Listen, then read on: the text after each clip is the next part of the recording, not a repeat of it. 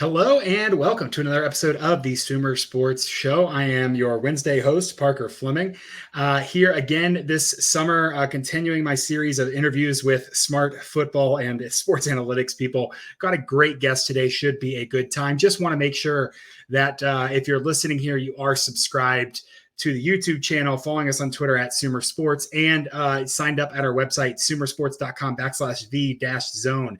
Don't want to be coy about this, but some cool stuff happening on. Going to keep talking, even though I think my Wi-Fi just went out, but here I am. I'm back. That's great. That's wonderful. And we will proceed. There we go. Just showbiz, right? It's live, and we're working with things. So I do today have on my friend and my former editor, Aaron Schatz from formerly of Football Outsiders, NFL analyst, been around the league, one of the most instrumental people in NFL analytics and using numbers to understand and grow the game. Really excited to talk to Aaron and have him on. So I'll go ahead without further ado and bring him into the broadcast. Aaron Schatz, how are you today?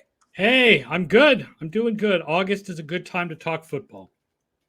Absolutely. I feel like it's perpetually earlier in the summer every year that I see some inevitable dumb headline and think, okay, we need football games. But then you get that first preseason game and everybody can kind of lock in a little bit. You know, there's still some silliness with Deuce Vaughn not getting tackled at Cowboys camp and people posting videos and overreacting there. But it's still nice to know that the season is just around the corner and meaningful snaps are closer and closer every day. If there wasn't overreacting to the fact that guys aren't supposed to touch each other, it wouldn't be training camp. Absolutely. Absolutely. Well, Aaron, I wanted to have you on this summer and glad we finally got it to work out. At the very top, do want to plug you did write your preview almanac again this year with FTN this season. I tweeted a link just under the announcement tweets for this, and people can find that on your Twitter, getting to cover all 32 NFL teams and orchestrating that. Aaron, the almanac is probably how I first heard about you, honestly. How long have you been doing the preseason almanac? This is the 19th preseason book. We started in 2005 when we were associated with Baseball Prospectus, and the book was called Pro Football Prospectus 2005. And then it became Football Outsiders Almanac in 2009 and became the FTN Football Almanac this year. Interesting. 19 years. I was thinking about what I was doing in 2005, and I think it involves listening to My Chemical Romance and sneaking out of my parents' house to go hang out with my friends. So, I'm old. Yeah. I've been doing this it for a while. Yeah, that's awesome. Well, that's a great segue and kind of a nice detour here. Tell me a little bit about kind of how you started out getting into analytics. Obviously, want to build up, and we'll talk about the metrics that you've made and what you think is important in the game today. But generally, where did you get your start in kind of football and writing about football and starting to use numbers to better understand the game? Yeah, I mean, it's interesting because I'm not a trained statistician. For folks who don't know, I'm basically just a writer who liked to use stats. Grew up as a fan of Bill James. I do have an economics degree, so that's where I have a little bit of statistical knowledge. But, you know, I became a heavy football fan in the 90s, and especially the late 90s. And the Patriots won the Super Bowl in 2001, which was fantastic. That's my team. That's where I live. In 2002, they didn't make the playoffs. And one of the local reporters, Ron Borges, wrote that they didn't make the playoffs because they couldn't establish the run. And I thought, that doesn't make sense to me. And I had read The Hidden Game of Football, and I loved some of the ideas in The Hidden Game of Football. I was like, why is nobody doing anything with this now that we have the internet? Like someone could start a site and just do something with these numbers, but nobody's doing it. And I want to see, like Bill James started just with questions, right? He just has, how much do catchers batter for stolen bases, right? So he started just counting things out of the box scores. So I'm like, I'm going to do the same thing.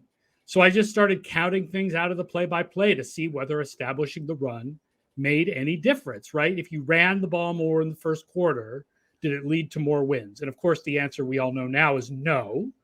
And then I had done that, and I had this database of every play in the season from 2002. And then I'm like, I bet I could do some more stuff with this. And then I started to apply some of the ideas from Hidden Game, and that's where DVOA came about. And then I decided to start a site. Got a couple of my fraternity brothers to work on it with me. One of them was the designer. One of them did cartoons. A couple of guys wrote a fantasy column. And we launched it in July of 2003.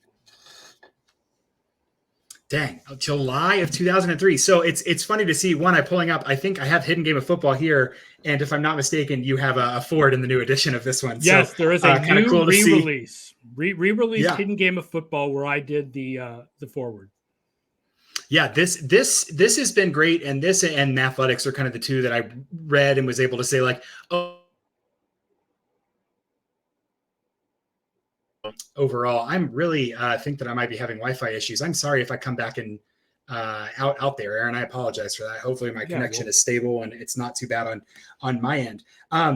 It is funny to hear you have kind of the villain origin story of Established to Run. I feel like that's a lot of people saying like, no, this doesn't match my eyes, and I want to dig deeper. So you start putting pen to paper, you start tracking some numbers, and you eventually come up with these two separate but related metrics of DVOA and DYAR. So let's separate these out as much as we need to. And can you kind of give me overview, like the elevator pitch, how you kind of came up with the idea of DVOA and what question it answers for football teams? So remember back when Hidden Game, there was no like publicly available play-by-play when I started. There was no publicly available EPA. There was, I had to create the database myself by cutting and pasting out of ESPN.com, right?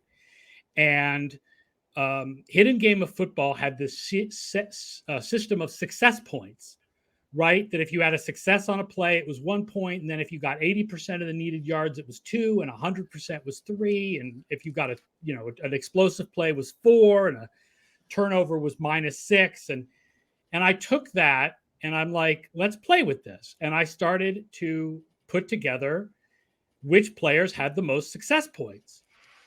And I came up with Mike Allstott as the best running back in the league in 2002.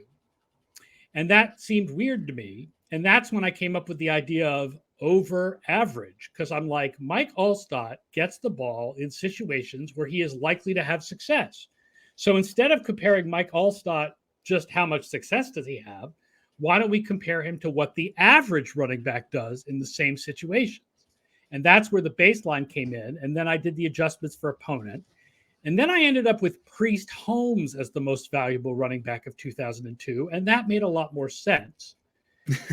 And I just took it from there. And I realized I could do this for teams and for players. And that was the start of DVOA. And then eventually I realized I needed to do something for special teams. So special teams is, DVOA is based on this success points model. Right? It's not like an EPA model. It's the success points model. The special teams DVOA is basically based on an EPA model. It's just, I've turned it into DVOA by looking at like this many expected points over average usually equals this much DVOA. When you add it to offense and defense, how do you get the best correlation with winning? So that's how we get the special teams DVOA. And then we came up with DYAR because we realized that DVOA really, really liked some players who were not regulars, right? Not starters. It really loved like Mo Williams. And I was like, well, there's some value in starting. There's some value in having the ball a lot. There's some value in being able to take a lot of targets or being able to take a lot of carries. So we came up with the idea of a total stat that was, instead of value over average, was value over replacement level. Although I'll point out, I use replacement level, I think, in a different way than some other people do. When I mean replacement level, I mean the average backup, not the average USFL player. Okay. Right? Interesting. It would be different if it was because for DYAR, you're trying to figure out the value of a player over his backups, not over some scrub on the street. If we did some scrub on the street, the calculations would be different because obviously the level of real replacement level players is lower than just backups. Yeah. On a future podcast episode, maybe I can talk about my pokes methodology, which is points over Kyle Sloter, speaking of USFL and the replacement level. But okay, that's really interesting. It raises a ton of questions because obviously at Sumer, we're working on a lot of these questions personnel sides and trying to really dig deep into these. And so we've been thinking a lot about these, and really, really interesting. So first, value over average, I think is a big question of, when you're talking about average, you're talking about if it's almost a way to imagine if this guy goes down to injury and they have to bring somebody in immediately, not could they go get somebody else entirely. So your average level is that's what I'm thinking about with That's what I'm thinking about with replacement level, is more like, what is the average? What is the quality of the average backup? Average is just average, right? Average is just half the players in the league are better than this and half the players in the league are worse than this. Average. My thought about replacement level for DYAR is it's not dependent on who the actual backup is, but the average backup in the league. Like, how is this player compared to like the average backup in the league? Not the average guy off the street. Okay. Who's not on a 53-man roster. Interesting. Okay. So it makes sense. So kind of all around the league. And then, so I have a question about kind of replacement and the situational aspect of it, but I'll ask that in a second. First, when you're adjusting for opponents, and again, I'm not asking you to give away all the secret sauce or anything, but just a general framework, how are you adjusting for defenses? How does DVOA take VOA and say, all right, let's account for who's on the other side of the field? It goes through a couple of iterations of, what is the difference between like this what is the difference between an offense and average on a given down and distance, and then what is the difference between, and then it uses that to adjust defenses, and then it says what's the difference between the offense adjusted defense and average on these down and distances, and then it uses that again to adjust offense. And if I wanted to make it more complicated, I'm sure I could make it a little bit more accurate by doing it, instead of 2 levels of going back and forth, there'd be 4 levels or 6 or as many levels as it takes for it to stabilize if I was a better computer programmer. But that's the basic idea, is not just to look. Originally, I was just looking at like, what do defenses do on this down and distance, and then compare it to average. And then I realized, oh no, we should do another level of like offense adjusted defenses. Yeah, that makes sense. Kind of that back and forth. And so, would you say that DVOA kind of captures inherent run pass splits? I know that it's probably a bigger issue in college football, which I'm much more familiar with. But obviously, whether you're successful on the ground game or successful in the pass game certainly matters. Just controlling for the situation and then adjusting based on that. Do you think that sufficiently captures maybe some selection issues with running and passing versus different teams? Yeah, I mean, offensively, like passing is always comes out more efficient than running, right? Like the average DVOA for all the plays being considered is 0. So the average for all passing plays is always above 0, and for rushing plays, it's below 0. So yeah, if you're a team that is less efficient running, but you run the ball too much, your rating's going to be lower because it's based on the actual plays that you've run. So I think it does account then for like what your pass run ratio is. And are you doing, are you a good rushing team that's running a lot, or are you a bad rushing team that's running a lot? Right. And yeah, it's what do you want to do, and then how well do you do it? Certainly matters in that. Okay. And then so DYAR in kind of a way does account for another kind of selection bias, which is when the players are on the field matter. You mentioned Mike Allstott in terms of, just one accounting for over average helps a little bit, but you think about Jerome Bettis is a great example. Towards the end of his career was, averaging 2 yards per carry, but I think 6 touchdowns a game. I think he had like a positive DVOA that year, that he had like 3 yards a carry because it was mostly on things like 2nd and 2. Yeah. So yeah, that makes a ton of sense. So that usage. So in what way does DYAR account for that, or kind of help solve that problem of the perpetual problem of on-off splits in the NFL, and how there's a usage issue with those? I don't know if it really solves the problems of on-off splits, but what it does is it makes good players. It makes average players who get a lot of usage come out higher than good players who don't get a lot of usage, right? So the idea is to try to figure out how much value players have compared to the average backup, and to consider volume. Now, the one thing I will say is the receiving is based on targets, and the more research that gets done, the more we feel like it really should be based on routes, not targets. But I've never had that data. So now I kind of do.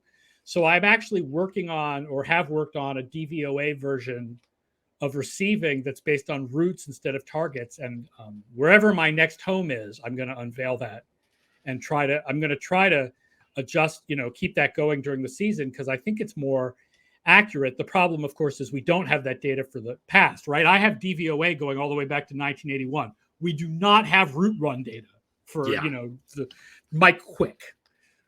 Right. Yeah. So that certainly does kind of hurt when it is a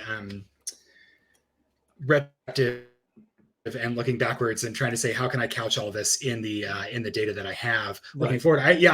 Stuff on the cutting edge right now, stuff like even yards per route run, I think just helps contextualize so much, not just how often was this guy on the field, but when he was actually involved, how productive was he? For example, and kind of credit. DVOA based on routes rather than targets, Tyreek Hill comes out as the most valuable receiver in the league rather than Justin Jefferson, because of what he did with fewer routes.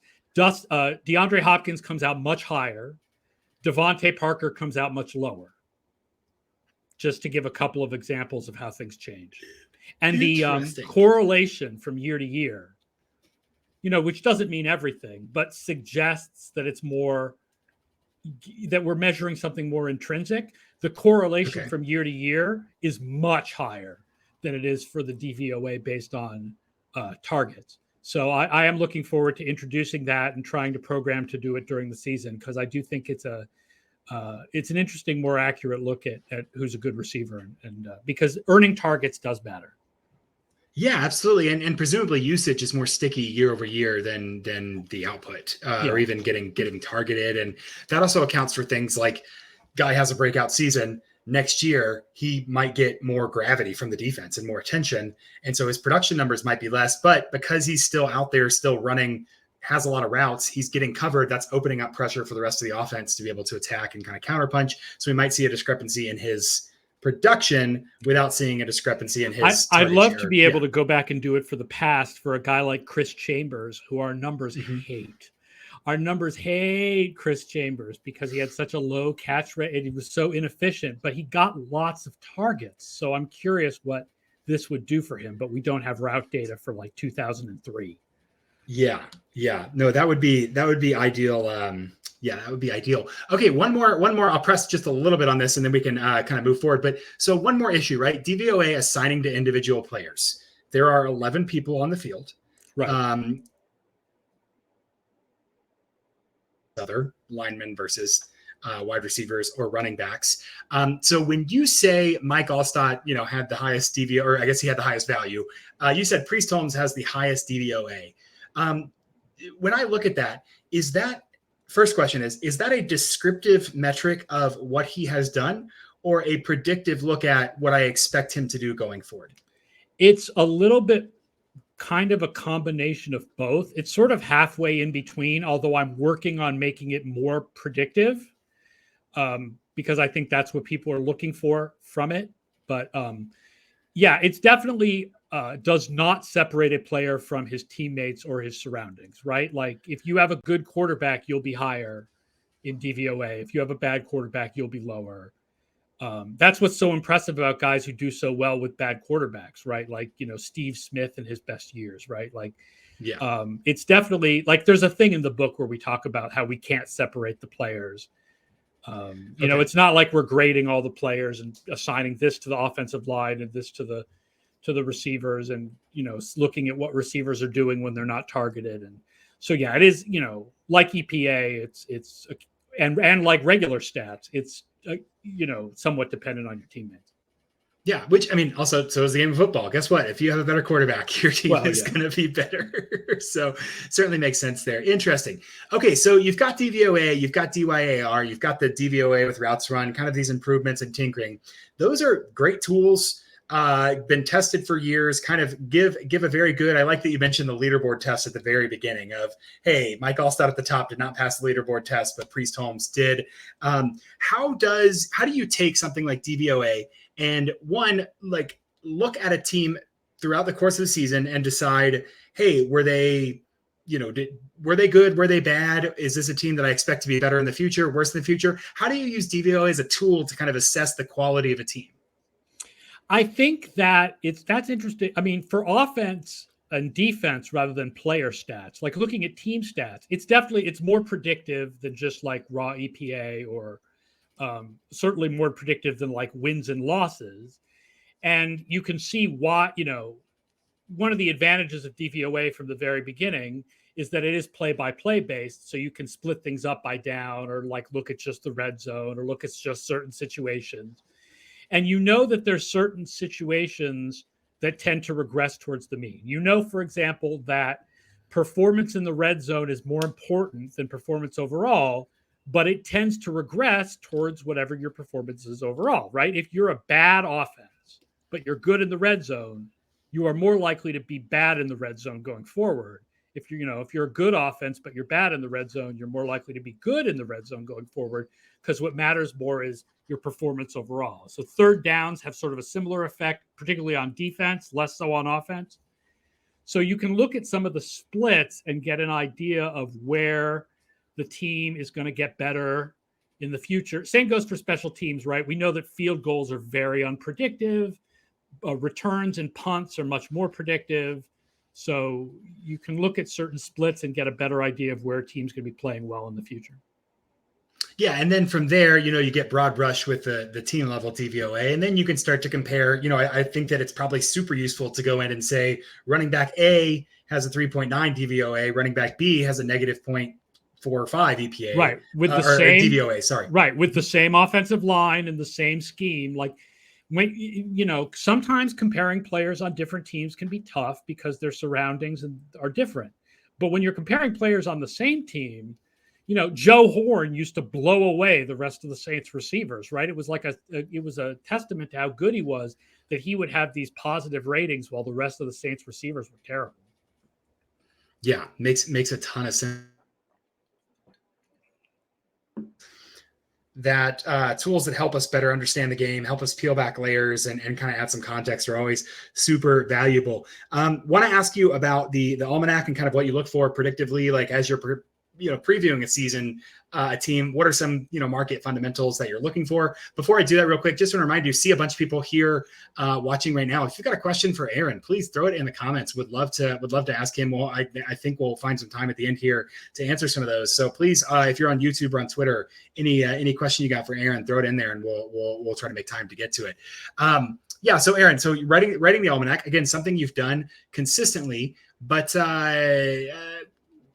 when you're applying DVOA to the next year, what are kind of the market fundamentals you look for in a team to say, hey, they're going to take a step. Hey, they're going to be worse than I thought. Hey, they're going to maintain this level of play year over year. Yeah, there's certain, combinations of down and distance that are more predictive than others. Definitely, and especially for defenses, turnovers go into the projection system, right? Teams are very likely to regress on their turnover margin. In offense, there's a separate projection for the quarterback, so that if a team changes quarterbacks, we can try to do, it's hard to do a projection of a quarterback separate from his teammates, but we try as much as possible to be, to know what the difference is between Tim Tebow and Peyton Manning, right? And then we look at the coach experience, right? Usually teams that are learning a new system take a step back, all other things being equal. And we look at personnel changes, right? One of the big improvements we made to our projections a few years ago was including a variable for personnel changes. And then we tweaked that so certain positions matter more than others. I think people who watch this show know which positions matter more than others, right? Like we use approximate value over replacement. Approximate value is a broad brush, but it's somewhat useful. And replacement level is 3. And edge rushers and defensive backs matter a lot more than off-ball linebackers. And, we've looked at projections in the past to show that that's the case, right? That's one of the reasons why Chicago is pretty down in our projections, because people are excited about the off-ball linebackers that they added. And our system is not that excited about the off-ball linebackers they added because they're off-ball linebackers. So you definitely want to look at, certain splits like red zone and third downs, and then personnel changes and coaching. And turnover margin is a really big one on defense. Turnover margin in the sense that if it's high, we don't expect it to be as high last year, or If it's high, we don't expect it to be as high next year. And if it's low, we don't expect it to be as low next year. That's why the Jets and the Commanders are so interesting, because the Jets and the Commanders had top defenses last year, despite having low takeaway rates, low turnover rates. And so the likely regression for various reasons for the Jets and Commanders is sort of countered by the fact that they're likely to have more takeaways this year, which of course is important for defenses. Yeah, absolutely. That's one thing I always like to look at in college football is the like percent of drives that started across your opponent's 50. Because that number, I think, that's how you circle like, oh, you had an unsustainable season. I think last year Notre Dame blocked something like 7 punts. And so that's in on my notes this season to be like, yep, let's downgrade that offense a little bit. I don't think that's happening again. Yeah, I've never found that blocked kicks are predictive of future blocked kicks. They're what I call non-predictive plays, because I don't want to call them lucky, because they're not. You practice, you design, you go out there and you do it. And somebody makes a play, and it's not luck, that's skill, but it's not necessarily predictive of the future. Yeah, very, very hard to replicate. And I did talk a little bit with some college coaches about like why they spend so much time, trying to practice those. And one answer kind of bluntly was like, we need something for the twos to do while the offensive linemen are taking a breather. Like, we just got to work in the special teams. I don't even know if they think that they can replicate it, but still it's so these random aspects of the game and kind of push forward to say, hey, we have this good idea of the ecosystem of these are the sustainable metrics. These are the unsustainable metrics. These are the personnel decisions that are going to matter. These are the coaching changes that are going to matter. And you pull that forward and you push that into 2023. So here, almost 28 minutes into this podcast now, would love to turn an eye and talk a little bit about 2023 and some teams this year. So I'm going to pretend to be naive about the NFL.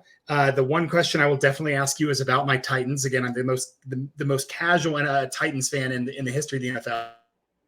But before we jump on that, let's start at the top.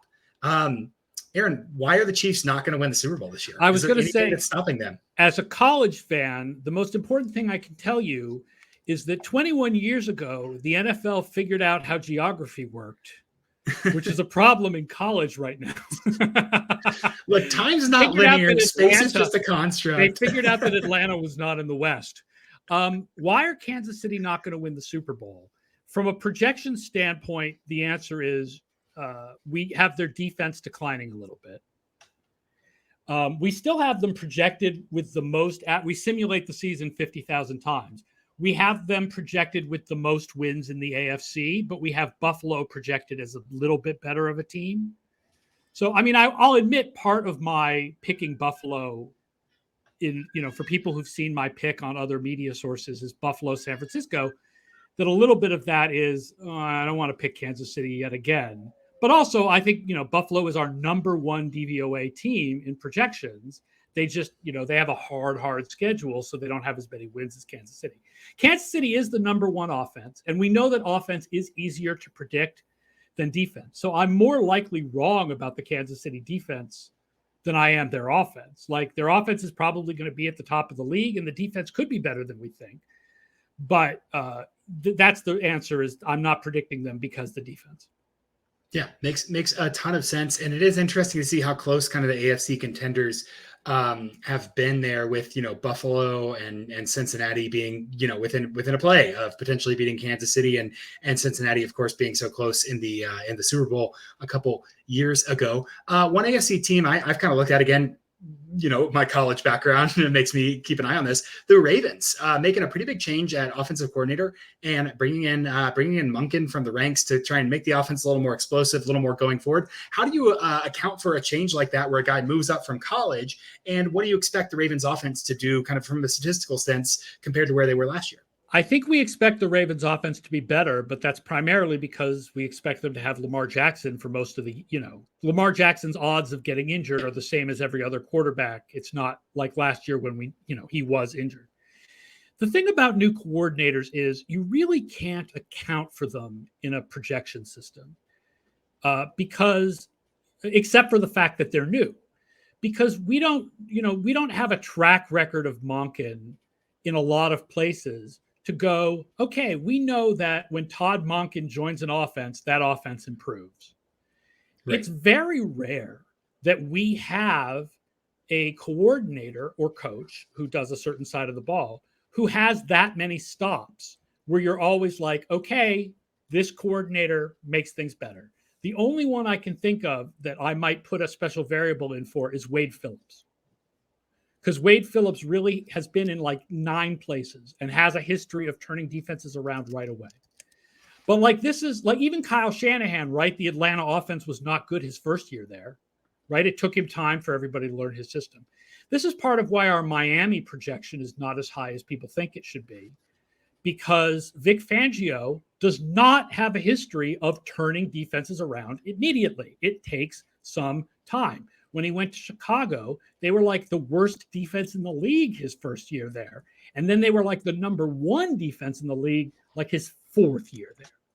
So the idea that he's going to come in and suddenly, boom, like Dolphins, awesome, is, possible, but I don't think it's likely, especially now with Ramsey hurt. But, even when before Ramsey was hurt. So with Monken, it's like we don't have like a history. Like he's only been at one NFL team before this, right? So it's not like we have a history of him, turning offenses around immediately. The same goes for like Eric Bieniemy. Like just because Eric Bieniemy's been with a great offense for the last few years doesn't mean suddenly Washington's offense is going to be better, because there's nothing that tells you that what was going on with Kansas City was Bieniemy as opposed to Reed or Mahomes. Sean Payton, same thing, right? All we basically have is a bunch of Drew Brees years. It's not like we have 4 different places where Sean Payton made offenses good. So in general, the only thing is that learning a new system is, all other things being equal, usually you take a step back. Yeah. And that's a good point about kind of the identification. That doesn't mean that Sean Payton can't come in and raise the Broncos, Broncos floor substantially. And some of their underlying metrics might suggest that there is some positive regression and maybe some vibes that might make it not as bad as last year. But it does mean that, like, if we're trying to assign credit, it's very hard to say, chicken and the egg. Is it Payton because of Brees? Is it Brees because of Payton? And the truth is obviously a little bit of muddy between both of those. Right. And also, you don't know, just because Peyton did it in New Orleans, can he do it in Denver? Unless unless it's like Wade Phillips and he's done it in like 9 different places. And then you're like, okay, that's sample size. I can go with that. I mean, I know that's in real statistics, that's a super small sample size. But for an NFL coach, that's a pretty big sample. Yeah. It's kind of the opposite of like fool me once. It's like, hey, if you do it once, I'm skeptical, but if you do it a couple times, okay, I believe that that you could plausibly do this. And it does take time. There's always that urge from fans, or that desire to say, oh, maybe if we just flip this one switch, we just hire Todd Monken, then our offense is going to take off. We're going to win the Super Bowl next year. We think Peyton is going to make Denver much better, but NFL history is filled with coaches who the second time around couldn't do what they did the first time around, like Mike Shanahan in Washington, like Joe Gibbs the second time. It's not necessarily that Sean Payton's going to be awesome. Yeah, absolutely. Turns out coaching in the NFL is very, very difficult, and sustaining it is also very difficult. Cool. Well, we have a couple minutes here. Let's flip over to the NFC, because I'm very interested. DVOA, not a believer in the Eagles replicating their run from last year, making it to the Super Bowl. You said San Francisco is your pick. What separates San Francisco from the Eagles going this season? I mean, the Eagles are still the number 3 team in the NFC by our projections. So I don't feel like the Eagles are suddenly, like, we don't have the Eagles suddenly crashing out. We have them regressing a little bit on offense, a little bit on defense, a little bit on special teams. The defense especially, you've got that plexiglass principle that Bill James always talked about, which is the defenses that improve significantly from one year to the next tend to take a step back in year 3. And the Eagles defense improved significantly from 2021 to 2022. So we expect them to take a little bit of a step back. And they have a tough schedule. Their schedule is 10th in the league. Harder than Dallas's, and much harder than San Francisco's schedule. So it's not that we don't think the Eagles are a good team, because we have the Eagles really good. It's just, see, what happens is if you look at the table in the book, you see the Eagles right there with the Falcons and Saints, and you think we're crazy. But that's all about the Falcons and Saints schedule. Because if you look at actual DVOA projections, Philadelphia is 6th and Atlanta is 16th. There's a big gap there. Yeah, absolutely. And the schedule does matter so much, especially with it being unbalanced. Okay, I have to ask about, so there's another a team that stood out last year that I think analytics does a good job of casting some light on. The Vikings, 13-4, but a -3 point differential on the season. Where does DVOA see a team like that really did skate by on the just absolute skin of its teeth last season? What do they expect them to do this year? I'm sure everybody watching this show and everyone familiar with Sumer knows about the Vikings last year. It was an insane year. It was the biggest overperformance of Pythagorean wins in NFL history. And as much as advanced stats did not like the Vikings, DVOA liked the Vikings less than other advanced stats did. We had them 27th for the season, like crazy low. And then they went out and lost talent. No more Adam Thielen, no more Zadarius Smith, no more Patrick Peterson, no more Dalvin Cook, although that's less important because we know the running back position generally doesn't move the needle too much. But so if they are 27th again, they're going to win 6 games. And that's basically what we have projected. We have them projected 26th. We have them projected where their DVOA is about as good as it was last year, except now they win as many games as a team with that DVOA normally wins instead of going crazy, ridiculous 13-4. Yeah. That's one where, I mean, even net points alone, but those advanced metrics where you can say like, hey, we really have to talk about how they got there and not just the final point total at the end of the game. Defense really can help you see. Kirk Cousins by stats, right? I realized like my man Derek Klassen, who was the film writer for Football Outsiders, went on Purple Insider this week and said he feels like Cousins improved last year from a scouting perspective. From a stats perspective, Cousins took a step back last year. But what was really bad was the defense. Yeah. And then the defense went out and lost some more players. Right. So they're depending on like a 3rd round pick and a 4th round pick to be their starting cornerbacks. And they have basically one main, pass rusher, which is Danielle Hunter. So, mostly it's not a diss on Cousins or the offense. Mostly this is about the defense. Yeah. Makes a ton of sense, especially, margins are thin and you take a step back. You've got to get some of those new guys in there. It's hard. They have the best receiver in the game. But what are the odds he can do what he did last year again? Nobody has that season twice in a row, let alone 3 times in a row. I mean, Jefferson's been amazing. Yeah, well, and that's interesting. That kind of segues to a question I'd written down and was interested in. It kind of is pertinent to the Eagles, but I think it's a better example to ask it here. How much do you subscribe to the idea of kind of a target on someone's back dramatically changing play? I know I suggested that earlier about gravity, but so Justin Jefferson, has an amazing season, is kind of the one-trick pony of the Vikings offense. They lose a couple other pieces. How do you, I don't even know if you could do this statistically, but even in your head or as you're projecting a team, how much do you account for the idea, that's known. That's a known commodity. There's this one kind of feature of this offense. Let's account and maybe adjust them downward because I don't think they're going to be able to replicate that. I don't think we account for that. Some of it is that there's a difference between what I would call a bottom-up projection system and a top-down projection system. And neither of those is better than the other one. It's just a different way of looking at things. A bottom-up projection system would take something like PFF grades or Kevin Cole's plus minus for every player and say, given these 11 starters and these 5 backups or whatever, how good will this offense be? Yeah. Whereas a top-down projection system is like, given that this was these offenses' stats last year in certain situations, how good will this offense be without looking as much? I mean, we do have a quarterback variable special, and we do have certain personnel variables, but in general, we're looking less at the intricacies of the specific players on the team, and therefore, there's really no place in our projection system to look at, like, if Thielen is gone, Jefferson will get more attention, and therefore Jefferson will not do as well, and maybe Addison will do better because he won't get attention because no one expects anything from a rookie. Like, that's not really built into the team projections at all.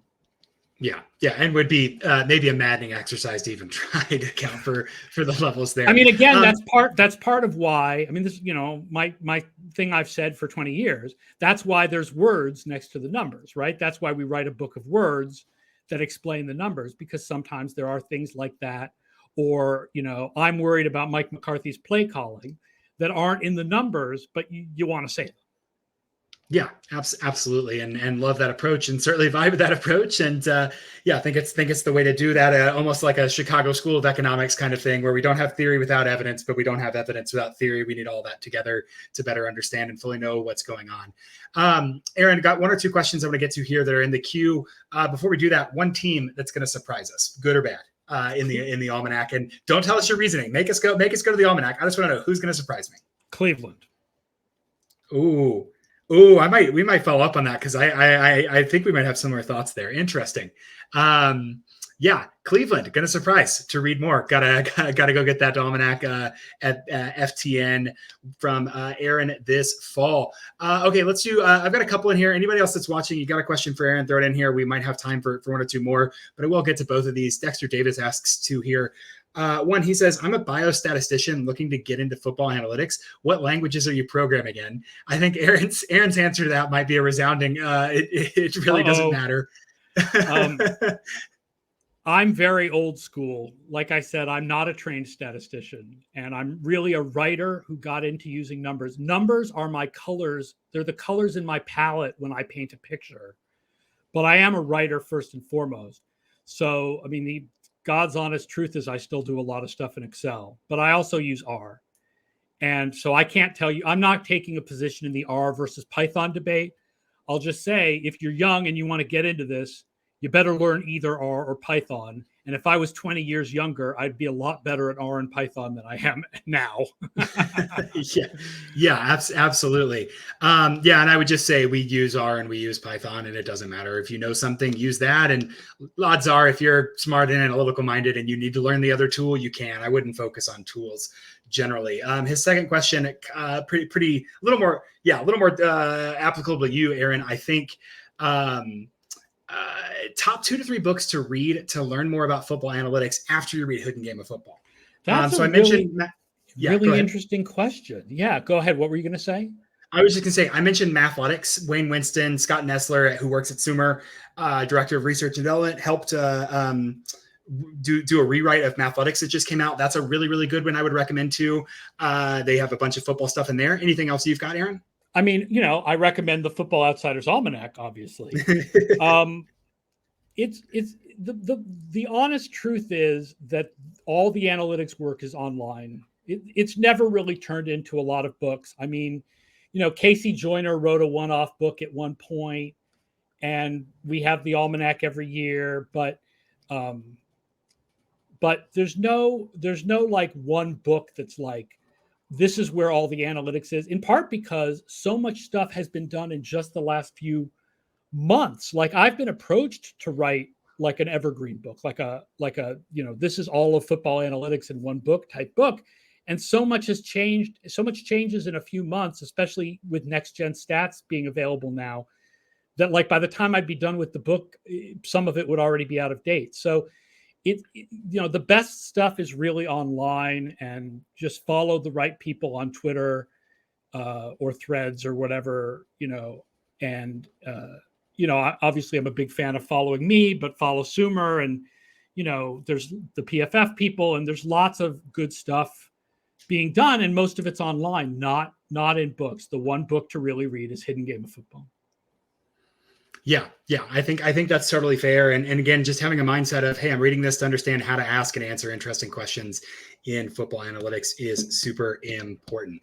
Aaron Schatz, NFL analyst, editor of the FTN Football Almanac. You can get that online. Links in his Twitter profile at @ASchatzNFL right there on the screen. Thanks so much for being here today. Really enjoyed this conversation and your perspective, and hope that, Aaron, you have a great season this fall. There's certainly a lot of storylines I'm excited about, and we'll be looking forward to your work this fall.